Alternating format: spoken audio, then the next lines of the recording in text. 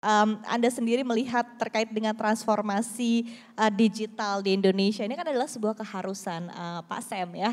Tapi seperti apa komando yang dilakukan oleh Kementerian Komunikasi dan Informatika berkaitan dengan hal ini? Apalagi mengingat bahwa cukup banyak ya konsep yang diterapkan, ada One Data One Policy begitu, kemudian juga ada GovTech kedepannya juga dikembangkan. Seperti apa Pak Sam? Terkait ini pertanyaan dari makro ke mikro, jadi kalau makronya dulu terkait transformasi digital, memang ini yang sebenarnya kunci daripada transformasi digital itu setiap institusi yang tergabung dalam proses transformasi ini memang harus tahu why-nya dulu nih. Kenapa transformasi? Supaya nyaman dulu, sama dulu persepsinya dan kenapa kita harus bertransformasi. Baru kita bicara what, apa yang mau ditransformasikan. Langkahnya. Jadi biar sama ini, habis itu baru how-nya, baru pilih teknologinya apa. Jadi ini harus disamakan. Nah, tugas dari Kominfo sendiri itu adalah menjahit itu semua tadi. Kita membuat ada beberapa regulasi sebagai panduan supaya tadi arah transformasi khususnya di nanti GovTech kan berarti kan teknologi-teknologi yang berkaitan dengan permasalahan pemerintahan lah. Itu kan GovTech, kalau ada HealthTech nanti dari Mas Sana itu. Jadi GovTech ini sudah mulai dilirik juga oleh startup-startup di dunia. Karena ternyata kan startup kan sebenarnya belanja masalah. Dia belanja masalah dan mencarikan solusinya. Nah nah ini mereka sudah mulai melirik. Sebelum pernah tuh biasanya kan ngerjainnya yang sektor-sektor tertentu, dia belanja e-commerce sudah terlalu sangat maju sekali atau di agriculture atau yang lainnya. Nah ini sekarang mulai dikembangkan GovTech-nya. Nah terkait dengan GovTech ini ya kita maunya mulai banyak para anak-anak muda kita mencarikan solusi bagi masalah-masalah yang ada di pemerintahan untuk meningkatkan layanan kita kepada masyarakat. Nah ini memang kalau kita lihat sekarang ada Pruri ya, nah itu adalah sebagai wadah untuk konsolidasinya itu.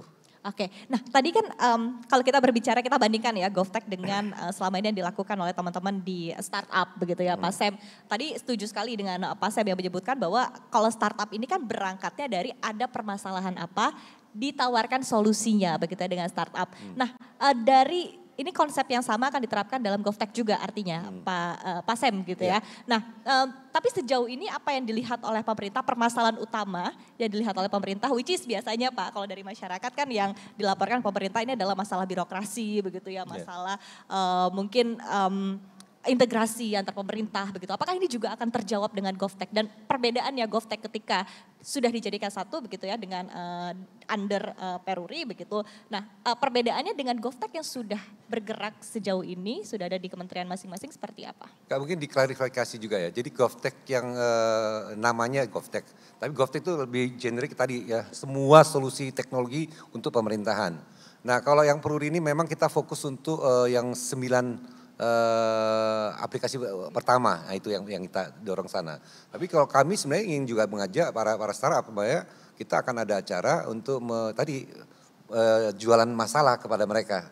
Kan mereka kan nggak bisa bantu kita kalau kita nggak tahu masalah kita apa. Kan mereka tidak di dalam. Nah ini yang ingin kita lakukan interaksi lah dengan para pelaku startup di Indonesia untuk mulai memikirkan solusi-solusi yang tepat bagi pemerintahan untuk tadi meningkatkan layanannya di dalam birokrasi, itu di antara pemerintahan maupun terhadap layanan kepada bisnis maupun pada masyarakat. Nah itu kan semua solusi-solusi yang harus dicarikan yang terbaik lah.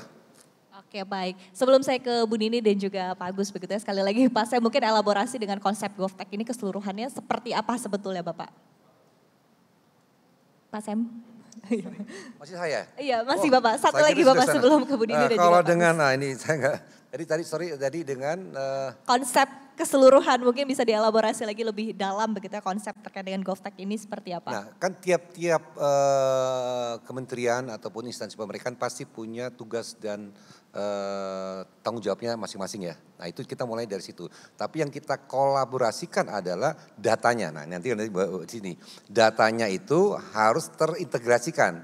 Pengintegrasian data itu bukan penyatuan data. Nah ini beda nih, ada jangan salah nih konsepnya. Integrasi itu pastinya kesehatan biarlah di kesehatan. Umpamanya kalau terkait imigrasi biarkan ke imigrasi, tapi itu sambung nanti. capability kan. Nah itu konsep itu satu data itu nanti dielaborasi ini. Jadi penyatuannya di situ dan juga penyatuan juga interoperabilitas. Nah kalau dari kota yang tadi banyak instansi pemerintah punya masing-masing punya masing-masing aplikasi ataupun solusi. Nah ini kita integrasikan supaya bisa saling ngobrol juga. Nah, jadi aplikasi yang berjumlah lebih dari 27.000 ini bisa berkurang, Pak Sam? Pertama kita yang dari 27.000 itu akan kita sederhanakan dulu. Karena dari 27.000 pasti banyak yang sama kan. Nah nanti kita modelnya apa? Oke kalau sama kita tetapkan dulu. Oh ini aplikasi umum. Artinya ini sama, jadi kita pakai aja satu tapi berbagi pakai. Tapi kalau dia khusus hanya dia menggunakan hanya karena tugas dan fungsinya hanya dia, ya boleh dia membangun sendiri. Oh itu, jadi untuk nanti sederhanakan itu dari aplikasi maupun nanti juga jaringan pemerintahannya juga data center juga kita sederhanakan. Oke baik, artinya tadi sekali lagi bahasa gampangnya disederhanakan ya Pak, dari yang begitu banyak nanti akan dilihat lagi dan ini asesmennya adalah di Kominfo ya Pak Sam ya. Oke, kemudian saya akan ke Bu Dini. Tadi sudah disebutkan oleh Pak Sam bahwa manajemen datanya ada di Kementerian PPN ataupun juga Bappenas begitu untuk One Data, One Policy. Tapi bisa digambarkan sebetulnya mungkin sejauh ini progresnya sendiri seperti apa? Karena tadi Pak Sam menyebutkan bahwa tugasnya adalah mengintegrasikan data-data yang ada which is banyak sekali begitu ya Ibu. Tapi seperti apa mungkin sejauh ini untuk evaluasi dan yang sudah dilakukan oleh Bappenas ataupun juga Kementerian PPN? Baik, terima kasih Mbak Syarifah. Kalau mau bicara terkait dengan satu data, saya mau juga cerita dulu terkait dengan percepatan transformasi digital yang tadi disampaikan oleh Pak Sam yang dikeluarkan melalui Perpres 82 2023 di bulan Desember yang lalu. Sebelum Perpres 82 2023 terkait dengan percepatan transformasi digital ini ada dua Perpres sebetulnya yang menjadi kunci terwujudnya transformasi digital, yaitu yang pertama Perpres 95 2018 terkait dengan sistem pemerintahan berbasis elektronik atau kita sering sebutnya platform yang tadi ternyata aplikasinya ada 27 ribuan. Lalu ada Perpres 1 Data 39 tahun 2019 di mana sebetulnya bicara aplikasi Mbak Syarifah, aplikasi ini layaknya kendaraan sebetulnya, platform. Layaknya kendaraan. Kendaraan bisa bergerak kalau ada BBM-nya. Platform itu bisa bergerak kalau ada datanya. Nah, disinilah fungsi dari Satu Data Indonesia untuk memastikan data ini bisa mengalir ke dalam platform-platform ini dan bisa digunakan. Data yang seperti apa adalah data yang harus berkualitas, mudah diakses, dapat dibagi pakaikan. Tadi kalau istilahnya Pak Sam itu adalah interoperable datanya. Nah, untuk mendapatkan data yang berkualitas ini, maka Satu Data Indonesia bertugas untuk menata kelolakan datanya dan meng-create standar. Sehingga ini levelnya sama nih semua datanya. Punya standar bisa dibagi pakaikan. Karena kalau tidak maka data-data ini tidak bisa saling berbicara. Kalau kami bilangnya bicara atau bertransaksi di dalam platform-platform ini atau digunakan oleh pemerintah untuk nantinya tentunya membuat intervensi suatu kebijakan. Oleh karena itu dalam perjalanannya Satu Data sudah mengengage banyak sekali kementerian lembaga, 74 kementerian lembaga sudah berinteraksi dengan kami di Satu Data Indonesia.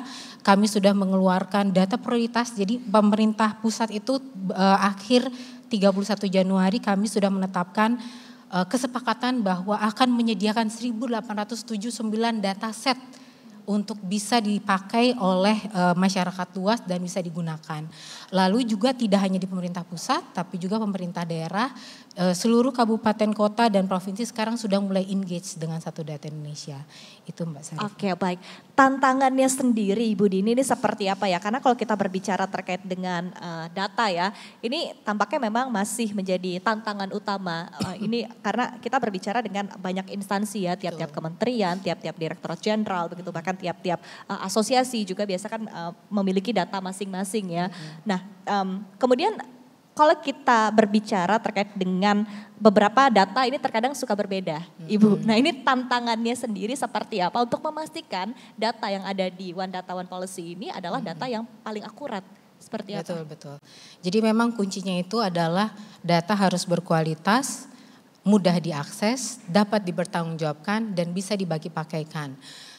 Kalau data berkualitas tentunya harusnya ada standar. Sehingga ketika kita mengkoleksi data oleh pemerintah, itu harus ada standarnya. Bagaimana sih metodenya? Kalau kami menyebutnya metadata. Prinsip satu data Indonesia itu ada 4. Standar data, metadata, kode referensi, dan kemampuan interoperabilitas. Satu data memastikan data-data yang dikoleksi oleh pemerintah ini harus punya standar. Sehingga siapapun yang mengkoleksinya, berganti orang, berganti pimpinan, itu metodenya akan sama. Sehingga tadi datanya tidak akan beragam, harus sama. Nah, ketika muncul adanya data duplikasi atau produsen yang lebih dari satu, disitulah satu data muncul sebagai juri tanda kutip. Kita itu bernegosiasi panjang lebar dengan berbagai kementerian terkait, lembaga-lembaga terkait untuk memastikan siapa sebetulnya yang akan memproduksi data ini dan nanti kita akan menggunakan datanya. Jadi hanya satu sumber saja yang akan kita gunakan. Tantangan terbesarnya adalah egonya, ego sektoral dari data ini. Egonya itu adalah ketika sudah memproduksi tetapi harus diklarifikasi dan distandarkan, maka muncul ego tersebut. Tidak hanya itu saja, berbagi pakai datanya juga menjadi tantangan tersendiri.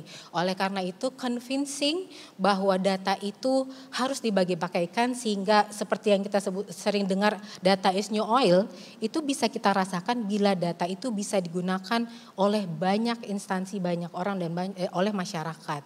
Oleh karena itu kita dorong meyakinkan bahwa lembaga itu sebetulnya kenapa sih pentingnya berbagi pakai data? Karena sebetulnya lembaga ini pun juga membutuhkan data dari orang lain. Nah, ada hal yang saling membutuhkan inilah akhirnya men-trigger willingness dari lembaga-lembaga baik pusat di daerah untuk bisa membagi pakaikan datanya dan mengikuti standar yang kita buat sehingga harapan kita untuk menghasilkan data yang tidak duplikasi, berkualitas itu bisa terwujud.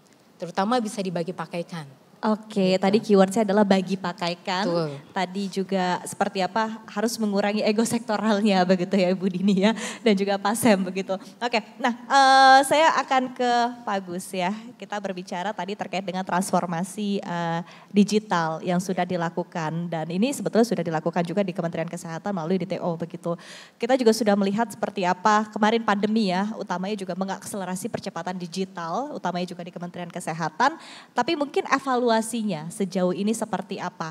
Pengalamannya juga mungkin bisa di-share begitu ya ketika melakukan transformasi digital di sebuah kementerian dan nanti akan semakin besar lagi begitu ya, akan ada integrasi juga dengan kementerian-kementerian lainnya, seperti apa? Baik, terima kasih. Ya jadi memang di sektor kesehatan kita punya pembelajaran yang cukup berharga gitu pada saat pandemi gitu, di mana pada saat itu kita dipaksa untuk bisa bertransformasi, kemudian bisa menemukan solusi untuk membantu masyarakat terkait dengan solusi di pandemi gitu sebenarnya. Dan pada saat itu memang solusi yang kepikiran adalah bagaimana kita menyatukan aplikasi-aplikasi yang sudah ada gitu. Ada Peduli Lindungi, kemudian ada beberapa aplikasi yang terkait pencatatan COVID dan sebagainya gitu. Nah, dengan pengalaman itu kita melihat bahwa harus ada satu kesepakatan gitu terkait dengan ID ataupun terkait dengan standar tadi disampaikan terkait datanya dan juga terkait bagaimana ini bisa dimanfaatkan langsung ke masyarakat gitu. Dan inilah yang membuat kami di kesehatan pada saat itu tuh mencoba untuk mengutilisasi yang ada, kemudian mendokumentasikan pembelajaran ini dalam bentuk satu blueprint yang memang kita harapkan bisa menjadi solusi atau menjadi salah satu way out gitu sebenarnya untuk sektor kesehatan pada khususnya gitu, seperti itu. Dan inilah yang kita lakukan sampai dengan saat ini, seperti itu kita masih konsisten terhadap blueprint yang ada, di mana kami ingin membentuk satu ekosistem terkait dengan pertukaran data, dan ini tentunya nggak cuma sekedar teknis gitu ya, tapi juga non teknis juga harus disiapkan di sana gitu.